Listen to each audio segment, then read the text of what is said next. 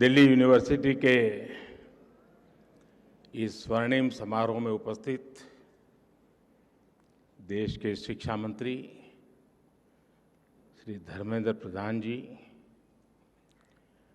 Due के vice chancellor श्रीमान योगेश सिंह जी, सभी प्रोफेसर, शिक्षकगण और सभी मेरा युवा साथी, आप लोगों ने मुझे जब ये निमंत्रण दिया था तभी मैंने तय कर लिया था कि मुझे आपके यहाँ तो आना ही है।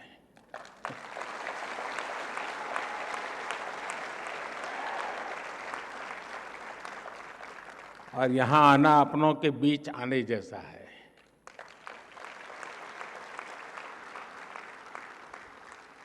अब 100 साल की ये फिल्म हम देख रहे थे दिल्ली यूनिवर्सिटी की दुनिया को समझने के लिए। सिर्फ ये दिग्गजों को देख लेते तो भी पता चल जाता कि दिल्ली यूनिवर्सिटी ने क्या दिया है।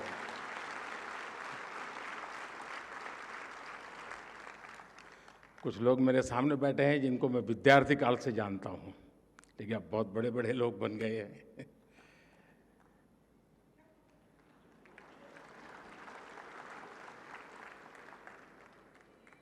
और मुझे अनुमान था कि मैं यहाँ जाऊंगा तो मुझे इन सब पुराने साथियों से मिलने का जरूर अवसर मिलेगा, और मुझे मिल रहा है।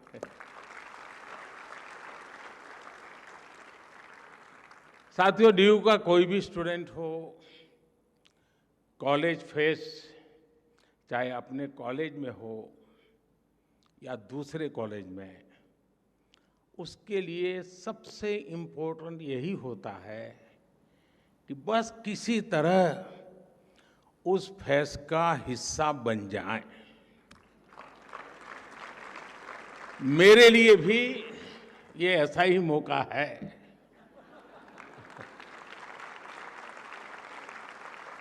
मुझे खुशी है कि आज जब दिल्ली यूनिवर्सिटी के 100 साल का सेलिब्रेशन हो रहा है तो इस फेस्टिव माहौल में मुझे भी आप सबके बीच आने का अवसर मिला है। और साथियों, कैंपस में आने का आनंद भी तभी होता है जब आप कलीग के साथ आए।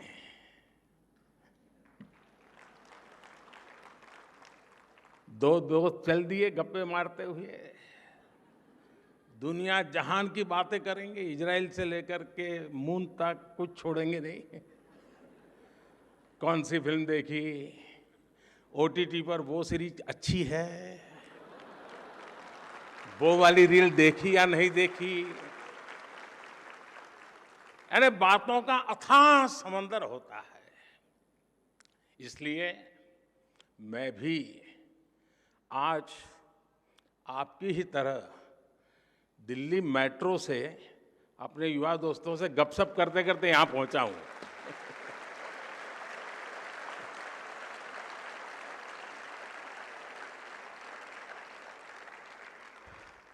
उस बातचीत में कुछ किस्से भी पता चले और कई दिलचस्प जानकारियां भी मुझे मिली। साथियों, आज का अवसर एक और वजह से बहुत खास है। ड्यू ने एक ऐसे समय में अपने 100 वर्ष पूरे किए हैं जब देश अपनी आजादी के 75 वर्ष पूरे होने पर अमृत महोत्सव मना रहा है। कोई भी देश हो, उसकी यूनिवर्सिटीज, उसके शिक्षण संस्थान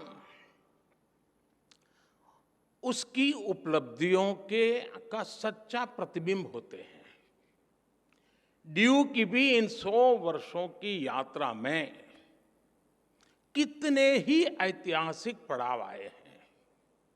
इसमें कितने प्रोफेसर्स का, कितने स्टूडेंट्स का और कितने ही दूसरे लोगों का जीवन जुड़ रहा है। एक तरह से दिल्ली यूनिवर्सिटी सिर्फ एक यूनिवर्सिटी नहीं, बल्कि एक मूवमेंट रही है।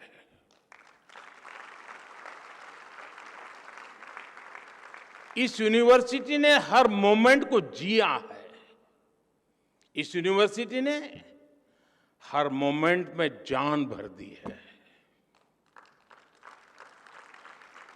मैं इस ऐतिहासिक अवसर पर यूनिवर्सिटी के सभी प्रोफेसर्स और स्टाफ को, सभी स्टूडेंट्स और एल्यूमनाई को हृदय से बहुत बहुत बधाई देता हूं। साथियों, आज इस आयोजन के जरिए यहां नए और पुराने स्टूडेंट्स भी साथ मिल रहे हैं। स्वाभाविक है, कुछ सदाबहार चर्चाएं भी होगी। नॉर्थ कैंपस के लोगों के लिए कमला नगर, हडसन लाइन और मुखर्जी नगर से जुड़ी यादें,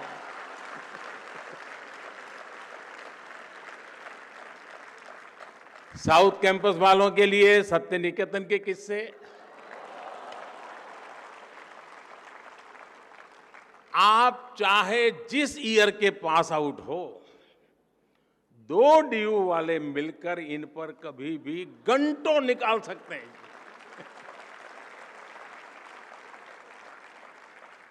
इस सब के बीच मैं मानता हूं, डीयू ने 100 सालों में अगर अपने एहसासों को जिंदा रखा है,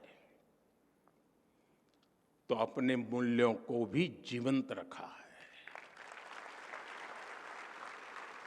निष्ठा धृति सत्यम, यूनिवर्सिटी का ये ध्येय वाक्य अपने हर एक स्टूडेंट के जीवन में गाइडिंग लैंप की तरह है। साथियों, हमारे यहां कहा जाता है, ज्ञान वानेन सुखवान, ज्ञान वानेव जीवति, ज्ञान वानेव बलवान, तस्मात् ज्ञान मयो भव। अर्थात जिसके पास ज्ञान है वही सुखी है, वही बलवान है, और वास्तव में वही जीता है जिसके पास ज्ञान है। इसलिए जब भारत के पास नालंदा जैसे विश्वविद्यालय थे, तब भारत सुख और समृद्धि के शिखर पर था। जब भारत के पास तक्षशिला जैसे संस्थान थे, तब भारत का विज्ञान विश्व को गाइड करता था।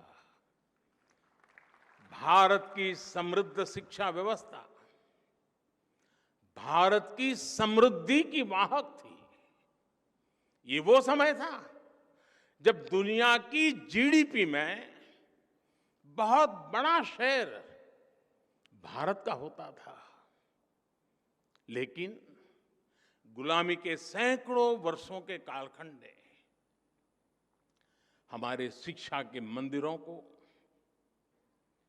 इन एजुकेशन सेंटर्स को तबाह कर दिया। और जब भारत का बौद्धिक प्रवाह रुका, तो भारत की ग्रोथ भी थम गई। लंबी गुलामी के बाद देश आजाद हुआ।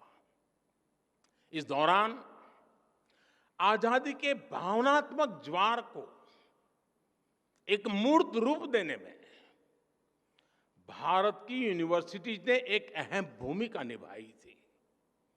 इनके जरिए एक ऐसी युवा पीढ़ी खड़ी हुई जो उस समय के आधुनिक विश्व को ललकार सकती थी।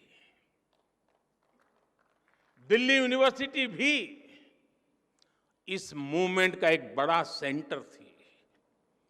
डीयू के सभी स्टूडेंट्स, वो चाहे किसी भी कोर्स में हो, वो अपने संस्थान की इन जड़ों से जरूर परिचित होंगे।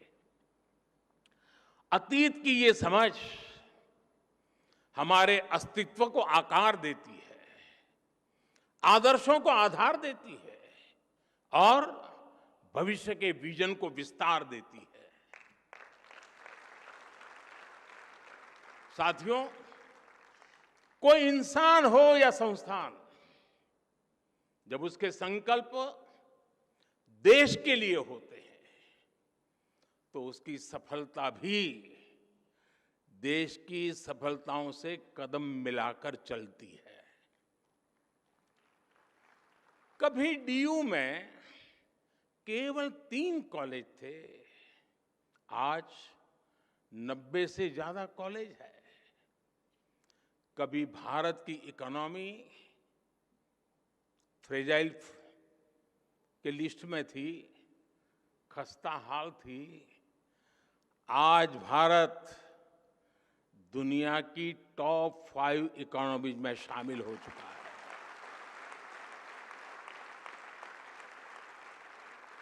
आज डीयू में पढ़ने वाले लड़कों की तुलना में लड़कियों की संख्या ज्यादा हो गई है। इसी तरह देश में भी जेंडर रेशियो में काफी सुधार आया है।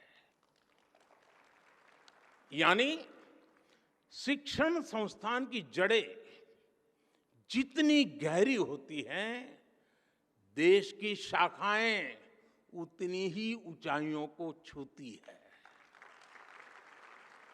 और इसलिए भविष्य के लिए भी यूनिवर्सिटी और देश के संकल्पों में एक रूपता होनी चाहिए, इंटरकनेक्शन होना चाहिए।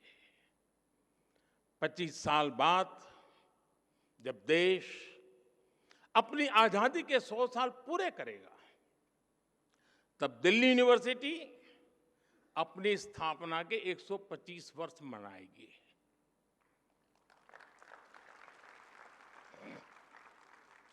तब लक्ष्य था भारत की स्वतंत्रता। अब हमारा लक्ष्य है 2047 तक विकसित भारत का निर्माण।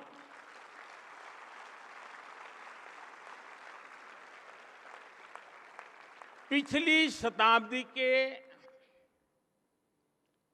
तीसरे दशक ने, अगर पिछली शताब्दी के इतिहास की तरफ नजर करें तो पिछली शताब्दी के तीसरे दशक ने स्वतंत्रता संग्राम को नई गति दी थी।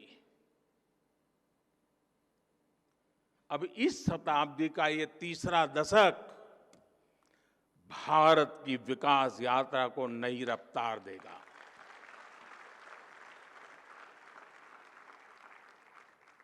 आज देश भर में बड़ी संख्या में यूनिवर्सिटी, कॉलेज बनाए जा रहे हैं।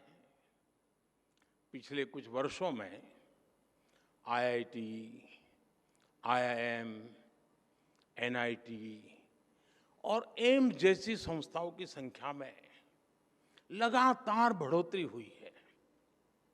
ये सभी इंस्टीट्यूट्स न्यू इंडिया के बिल्डिंग ब्लॉक्स बन रहे हैं।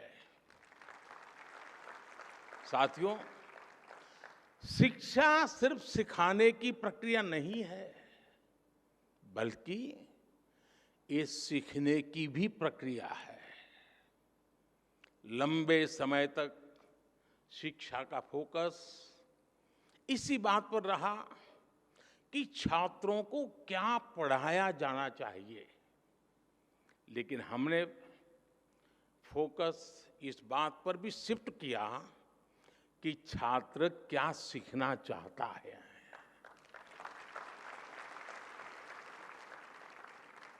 आप सभी के कलेक्टिव एफर्ट से नई राष्ट्रीय शिक्षा नीति तैयार हुई है।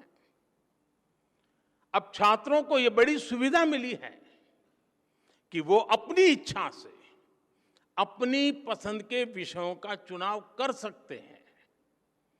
शिक्षण संस्थाओं की क्वालिटी बेहतर बनाने के लिए भी हम लगातार काम कर रहे हैं।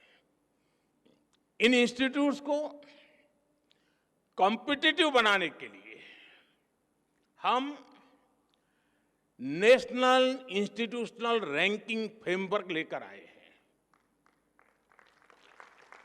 इससे देश भर के इंस्टीट्यूशंस को एक मोटिवेशन मिल रहा है। हमने संस्थाओं की स्वायत्तता को क्वालिटी ऑफ एजुकेशन से भी जोड़ा है। जितना बेहतर संस्थाओं का प्रदर्शन होगा, उतनी ही उन्हें स्वायत्तता मिल रही है। साथियों, शिक्षा की फ्यूचरिस्टिक नीतियां और निर्णयों का परिणाम है कि आज इंडियन यूनिवर्सिटी की ग्लोबल पहचान बढ़ रही है। 2014 में क्यूएस वर्ल्ड रैंकिंग में केवल 12 इंडियन यूनिवर्सिटीज होती थी। 2014 में 12 यूनिवर्सिटीज, लेकिन आज ये संख्या 45 हो गई है। हमारे एजुकेशन इंस्टीट्यूट्स दुनिया में अपनी अलग पहचान बना रहे हैं।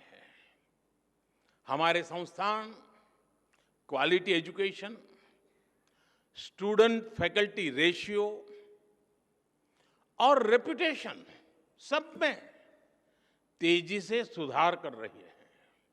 और साथियों, आप जानते हैं, इन सब के पीछे सबसे बड़ी गाइडिंग फोर्स कौन सी काम कर रही है? ये गाइडिंग फोर्स है भारत की युवा शक्ति।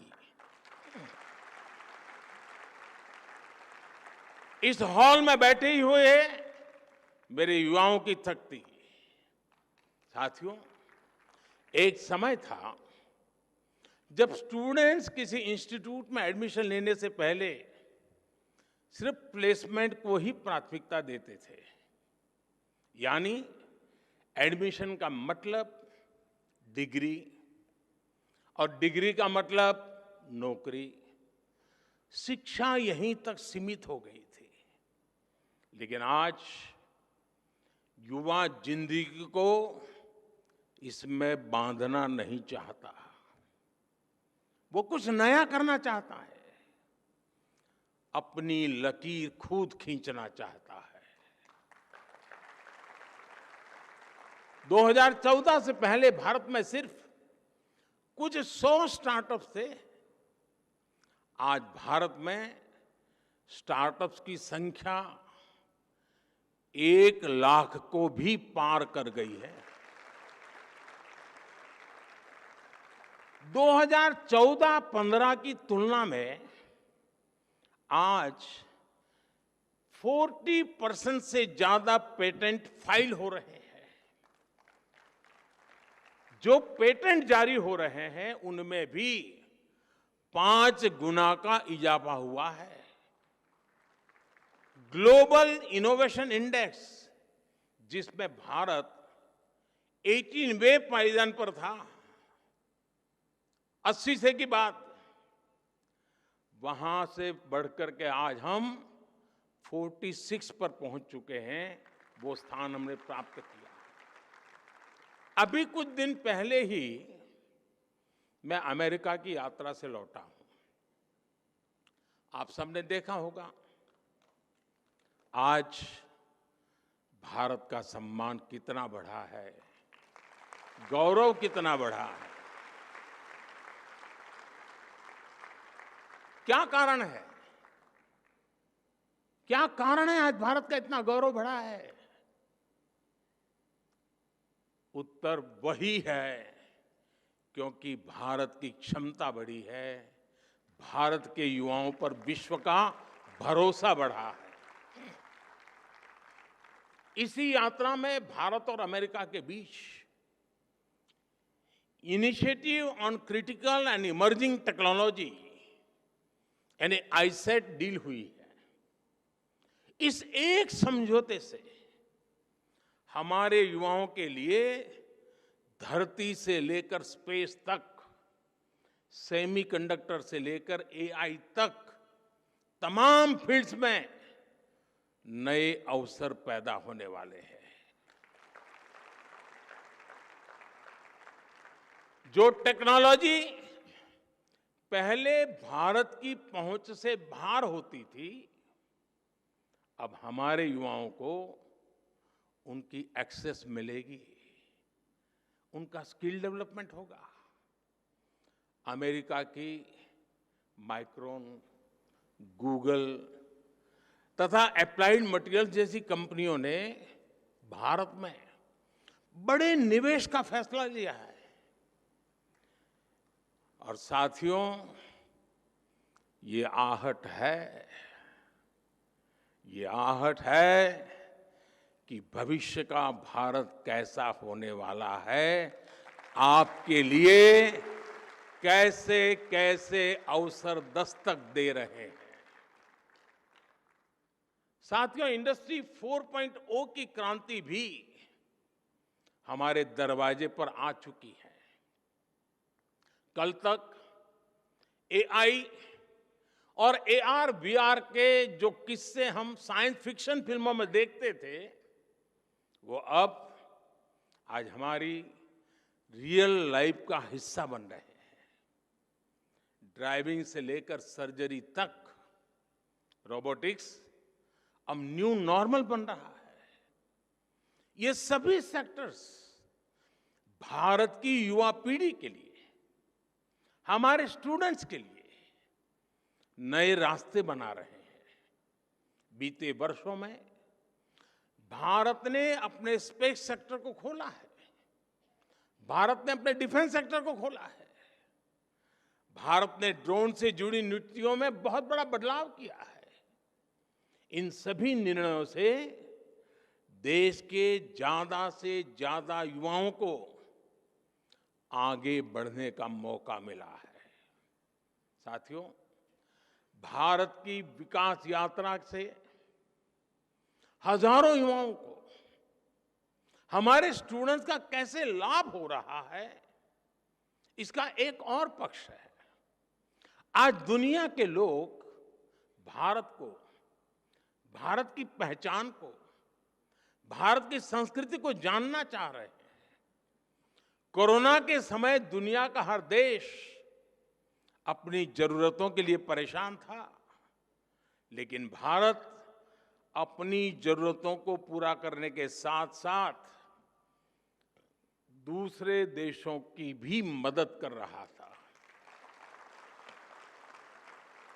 लिहाजा विश्व में एक क्यूरियोसिटी पैदा हुई कि आखिर भारत के वो कौन से संस्कार है जो संकट में भी सेवा का संकल्प पैदा करते हैं।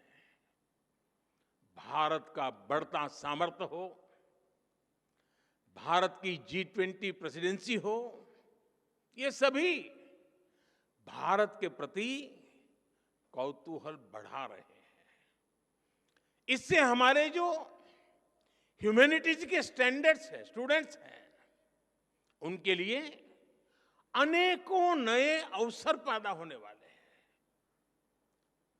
योग जैसा हमारा विज्ञान, हमारी संस्कृति, हमारे फेस्टिवल, हमारा लिटरेचर, हमारी हिस्ट्री, हमारा हेरिटेज, हमारी विधाएं, हमारे व्यंजन आज हर किसी की चर्चा हो रही है। हर किसी के लिए नया आकर्षण पैदा हो रहा है। इसलिए उन भारतीय युवाओं की डिमांड भी बढ़ रही है जो विश्व को भारत के बारे में बता सके, हमारी चीजों को दुनिया तक पहुंचा सके। आज डेमोक्रेसी, इक्वालिटी और म्यूचुअल रिस्पेक्ट जैसे इंडियन वैल्यूज दुनिया के लिए मानवीय पैमाना बन रही है। गवर्नमेंट फोरम से लेकर डिप्लोमेसी तक कई क्षेत्रों में भारतीय युवाओं के लिए लगातार नए मौके बन रहे हैं। देश में हिस्ट्री, हेरिटेज और कल्चर से जुड़े क्षेत्रों ने भी युवाओं के लिए अपार संभावनाएं बना दी है। आज देश के अलग अलग राज्यों में ट्राइबल म्यूजियम्स बन रहे हैं। पीएम म्यूजियम के जरिए आजाद भारत की विकास यात्रा के दर्शन होते हैं। और आपको ये जानकर के भी अच्छा लगेगा कि दिल्ली में विश्व का सबसे बड़ा हेरिटेज म्यूजियम युगे युगीन भारत ये भी बनने जा रहा है।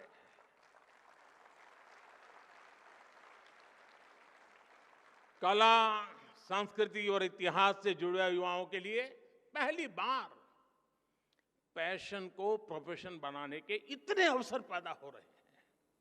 इसी तरह आज दुनिया में भारतीय टीचर्स की अलग पहचान बनी है। मैं ग्लोबल लीडर से मिलता हूं, उनमें से कई अपने किसी न किसी इंडियन टीचर से जुड़े किस्से बताते हैं और बड़े गौरव से बताते हैं। भारत की ये सॉफ्ट पावर इंडियन यूथ की सक्सेस स्टोरी बन सकती है। इस सब के लिए हमारी यूनिवर्सिटीज को, हमारे इंस्टीट्यूशंस को तैयार होना है, अपने माइंडसेट को तैयार करना है। हर यूनिवर्सिटी को अपने लिए एक रोड मैप बनाना होगा, अपने लक्ष्यों को तय करना होगा। जब आप इस संस्थान के 125 वर्ष मनाए, तब आपकी गिनती वर्ल्ड की टॉप रैंकिंग वाली यूनिवर्सिटी में हो, इसके लिए अपने प्रयास बढ़ाएं। फ्यूचर मेकिंग इनोवेशंस आपके यहां हो, दुनिया के बेस्ट आइडियाज और लीडर्स आपके यहां से निकले, इसके लिए आपको लगातार काम करना होगा। लेकिन इतने सारे बदलावों के बीच आप लोग पूरी तरह मत बदल जाइएगा। कुछ बातें वैसी ही छोड़ दीजिएगा भाई। नॉर्थ कैंपस में पटेल चेस की चाय, नूडल,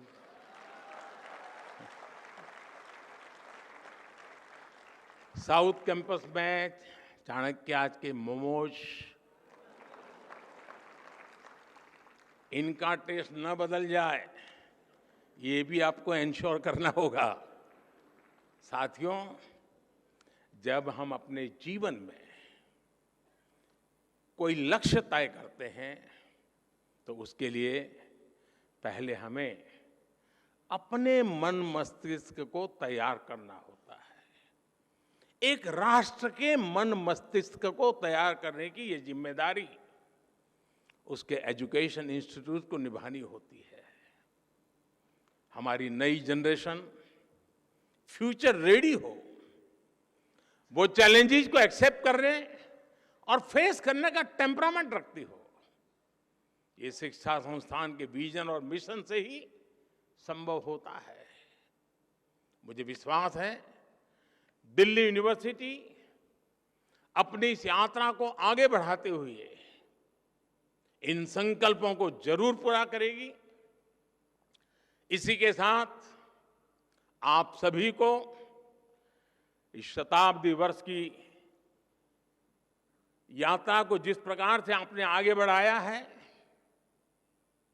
उसे और अधिक सामर्थ्य से, और अधिक शानदार तरीके से, और अधिक सपने और संकल्पों को लेकर के सिद्धि को प्राप्त करने का रास्ता बनाते हुए आगे बढ़े। सिद्धियां आपके कदम चूमती रहें, आपके सामर्थ्य से देश बढ़ता रहे। इसी कामना के साथ आप सबको बहुत बहुत शुभकामनाएं। धन्यवाद।